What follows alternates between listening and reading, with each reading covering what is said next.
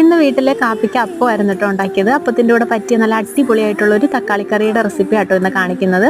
അതിന് വേണ്ടിയിട്ട് ഞാൻ 3 വലിയ തക്കാളി മുറിച്ചിവിടെ വെച്ചിട്ടുണ്ട്. നല്ല റൗണ്ടിന് കട്ട് ചെയ്ത് വെച്ചിട്ടുള്ളതാണ് കേട്ടോ. പിന്നെ കുറച്ച് കറിവേപ്പില, 2-3 പച്ചമുളക്, ഒരു 3-4 അല്ലി വെളുത്തുള്ളിയും കൂടെ അരിഞ്ഞ് സെറ്റ് ചെയ്ത് വെച്ചിട്ടുണ്ടായിരുന്നേ. ചട്ടി അടുപ്പിലേക്ക് വെച്ച് വെളിച്ചെണ്ണ ഒഴിച്ച് കടുകും വറ്റൽമുളകും കറിവേപ്പിലയും നമ്മൾ അരിഞ്ഞ് വെച്ചിട്ടുള്ള പച്ചമുളകും വെളുത്തുള്ളിയും ഒക്കെ ഇട്ടിട്ട് നന്നായിട്ടൊന്ന് വഴറ്റി കൊടുക്കണം.